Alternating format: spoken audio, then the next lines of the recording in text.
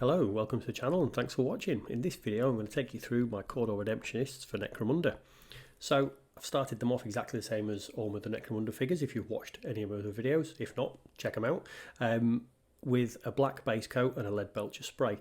Multiple reasons, I won't go into it massively here, but effectively I really like the effect that the colours have on top of the metal.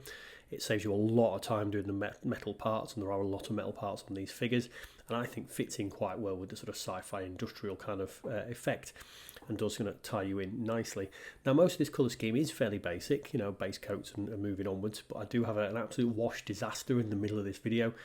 So actually if you want to learn how to overcome an ink wash disaster, this is the video for you.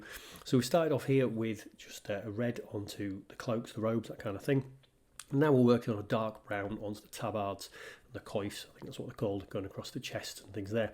Now I do use a mix of paints. I use Vallejo, Games Workshop, Army paints, that type of thing. So I'll stick it all in the description down below if you want to follow one exactly. If not, just inspiration from the techniques. So I'm using a red leather here onto the gloves, but I also use that on the pouches, the straps, that kind of thing.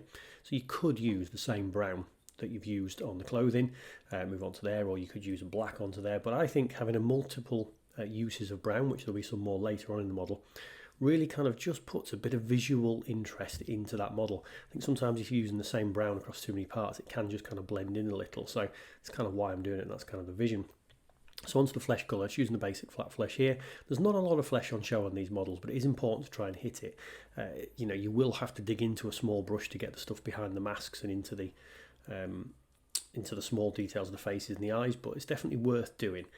Now, we're moving on now with a brass colour retributor armour for Games Workshop 1, just to pick some details out across the models. There's not a lot you want to go for here, because the redemptionists are, again, part of the Cawdor gang. They're not supposed to be super equipped, but they are much more equipped than the Cawdor. So picking some more details out there in the brass colour adds that kind of slightly fancier effect to the weaponry, and again, ties the gangs all together. Now, I'm doing the cables on these models in black. I don't want to go too fancy. I want to keep them fairly muted, because again it sort of matches with the Cawdor fairly muted effect, and I want the visual difference to be with the red that's on the models and the fiery effect we're going to put on later. Now I talked earlier about uses of brown, and I'm going for quite a pale brown here onto the nooses and the ropes that all these guys are carrying, some of the pouches, and again it's just another shade of brown, and I've used it, as you can see here, onto the hair colour, and that's something else to talk about. The hair colour I've done black, brown, grey, just using the same black, brown and grey we're using elsewhere, because again when you highlight it will work slightly differently, and I'm using the grey here you see on the grenades. So I don't want a multitude of colours across these models, so you know, the grey grenades, grey hair, whatever, I want to keep the scheme fairly muted, as said before. Now onto the skulls. Obviously all good redemptionists have a skull somewhere, and there are a few on these models.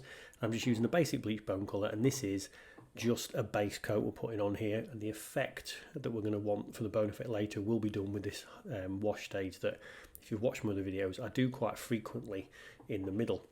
There's an argument about using washes, you know, do you want to do it, is it too basic, is it whatever. Now if I'm doing display figures, sometimes I still use washes, but quite often I won't, and I'll do more wet blending or edge highlighting, those kind of things. But I think on a gang like this that's meant to be in a dirty environment, dirty colour scheme, I think it works particularly well. And again, you'll find your own balance as to what you want to do, obviously with your own collection. Now onto the flames. This is a standout feature, obviously, of the redemptionists, you know, the fire and flames. Very simple effect I'm going for here. I'm not doing anything over fancy. We're using 4 colours on the flames. We're using a yellow, an orange, a dark red, so a different red that we've done the robes, and we're using a black at the very ends. I'm only working on about a third of the flames at any one time. Starting off with the yellow at the very base of the flames, working maybe a third the way up. Then the orange from that kind of where the yellow finishes, about another third the way up. And then that dark red in those kind of last sections, and finishing off at the very tips of the flames with a little bit of black. And part of the reason for only working on a third of the model at any given time is that what you want is the yellow and the orange and the red to be slightly wet when you're doing it, so they blend in a little bit together. Now we're not full wet blending, we're just taking advantage that there's going to be little patches that are still wet and they're going to merge in with each other. And you can see here when I'm doing the final tips just black, I've done the rest of the helmet, because again the black you don't want to merge, and it won't merge because it's black obviously particularly. So work on a little section at a time, let them blend in together slightly. You know, you can go back to the previous steps if you're not 100% happy. But again, we'll be going back to the flame once we've done this ink wash layer later. But that's just a very quick way of making a decent fire effect. Now it's just about finishing details.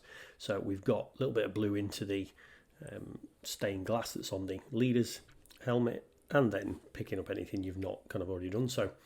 Now this is a picture I put on my Instagram about the wash disaster. This is the same Vallejo wash, they've just repackaged it, and in theory should work exactly the same as what we had before. Now I've used this wash for years, and it has changed packaging before, and it's always been fine. So I bought it thinking, fine, not a problem. I mixed it up in the pot like you do and thought, this doesn't look quite the same, but reassured that it's got the same product code and all that kind of stuff, I pressed on.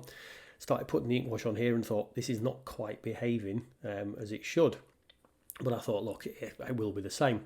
Now, when it's dried here, it didn't look quite right. It had muted down the red more than it normally does. But I pressed on. And all I'm doing here is what I'm going to do for the rest of this painting video, in effect, is doing the highlight layer on top of where you've already gone. So taking the same red colour you've used already and putting it onto the raised areas of the cloth where the sunlight would hit and whatever. And then that should, in theory, give your final effect. It didn't look quite right, so I took some slightly brighter red and just very, very, very fine edge highlighted it, just to see if that would make it sort of pop and make those gradations look correct. But again, you can see there's some really dark areas where the wash on the flat patches had just sat longer. Now, I don't know if maybe it's a slightly thicker mix and it had stayed on longer or whatever, but it definitely wasn't right. So here's how we're going to try and fix it. So what I'm doing now is I'm spreading out some of that paint onto the wet palette, a thinner area, mixing it with way more water than you normally would. Normally in a wet palette I don't mix any water at all, I just let the palette do the job. But I'm putting probably 3/4 or more water to the paint, and we are making a wash or a glaze now to go on top. Now washes and glazes, who really knows the difference? It's how you use them, I think, that makes difference. So what we're doing now, like a wash where you just slap it on and it lets it settle into the cracks, what we're doing is we are rubbing it across the whole area. As you can see there, we've got the cracks, the raised areas, that kind of thing. It's what you do afterwards with it now. So what we're doing now is we are pulling it out of the crack, and you're almost leaving it to settle finally on the raised areas. So you are literally wanting just some very small bits to settle into the cracks, pull it into the raised areas, and it lightens up the raised areas, gently goes over the darkened areas, so it will still be darker, but you're taking the edge off. And as you can see here, I'm going over the same areas time and time again, because this is a very kind of weak, milky consistency almost of red, and we're just glazing across the top of it. And what we're doing now is trying to rescue the gradations that we should have been left with, and you'll do it multiple times. So I'm just showing you this because this is just before I put this video on Instagram to say I've rescued it. I just worked on some of the browns and things before I decided, right, I'm going to put a rescue video up on Instagram. So again, same principle, working on the brown we've already used and just taking that highlight layer. And actually this wash seems to have worked absolutely fine on the brown and stuff. So here's the video I put onto Instagram saying, phew, I've rescued the reds. So you can see now we're back to as we are more like on the browns and things. So rescue job done, red mostly rescued. It's not quite as good as I would particularly normally want it, but I've learned a lesson that I'm going to have to use this wash in a different fashion over certain colours. So I don't know quite what it was. So now we're just working through the rest of these colours. Nothing different in the technique that I'm doing now. Just going back through, so you've seen the leather that we're doing there. I'm not texturing the leather like I have done on my Vansar gang, no sorry, Delac gang. We did some leather texturing. I'm not doing that. We're just keeping it a fairly neat, tidy leather. And now we're going through the purity seals, the bone on the skulls, etc. Just working back through the colour order that we used before, using exactly the same colours that are already on the wet palette, and just picking raised areas. So as you see here, this is just picking the edge of a cable, a pipe, where we want the light to hit. So we're probably covering no more than 10% of this cable just to put some detail on. And that's what we're going to do with the rest of the schemes I'm going to show you here. So going back through the same colours we've used.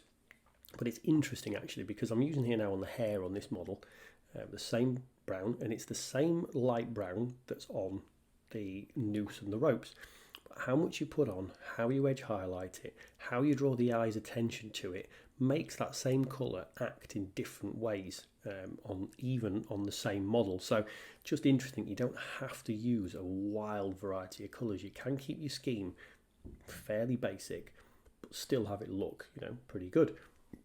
So now going back to the metal, and it's interesting to note that I don't necessarily highlight every section the same.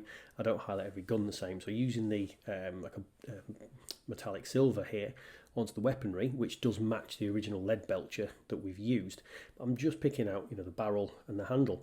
When I come round to the back in a second, I was going to highlight all the spikes and the things on his shoulder, and I kind of think about it, and you can see my paintbrush hovering over it, and I'm like, no, do you know what, I don't think it needs it.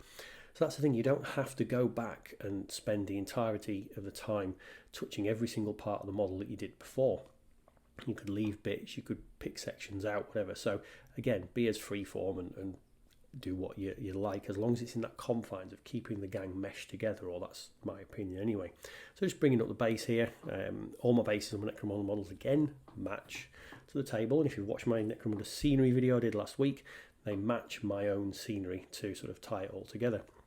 Now onto the flesh, and here's where I decided I'm going to make a bit of variety in a second. So just working on the flesh like I would with any of those other colours, just put in that flesh colour, on the jaw, on the chin, on the lips, that kind of thing. And in a second I'm going to sort of deviate because I kind of get carried away. So with this model again, not doing anything too fancy.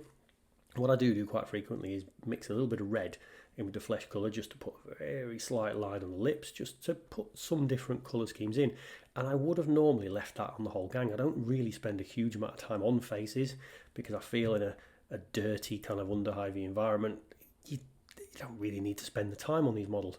But for some reason, this one here stood out to me as, do you know what, I need to spend a little bit more extra effort on here. So I took a little bit of black, put that into the mouth, into the eye socket, did the pink lip as I discussed already, a bit of the red mixed into the flesh colour, and then I did a slight glaze, exactly like I mixed it before, bit of flesh, bit of blue in it, and put that across the the jawline where stubble and things would appear, just to put a different tone onto that skin. Now I'm going back with the same flesh colour and highlighting just the chin, the cheekbones, the jawline. It stands out a bit more stark across the stubble effect we've done because it's still wet, so it does dry slightly less than this.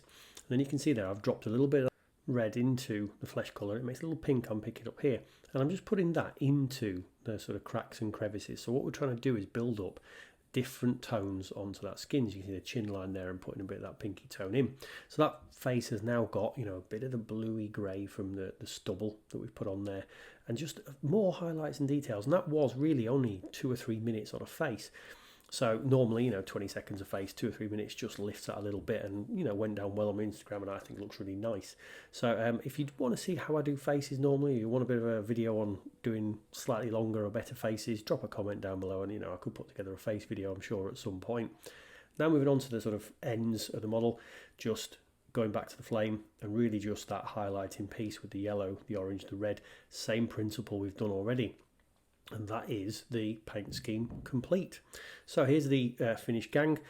Look, I am happy with them. I think the red, it's a shame it went a bit wrong. I've rescued it mostly. Still not quite as crisp as I would normally do it, but I like the gang. They're a combination of dirty, gritty underhive that we've used in the rest of the Necromunda gang, so it ties well together with a few different details in there. And you know what? I really like the gang. I do still think they are a separate gang to Cawdor, and I don't think I'm going to mix them together, but it blends well with the rest of my collection. So if you enjoyed all that, like, comment, subscribe, all that wonderful YouTube jazz, and hopefully I'll see you on Instagram, or I'll see you in the next video. Cheers.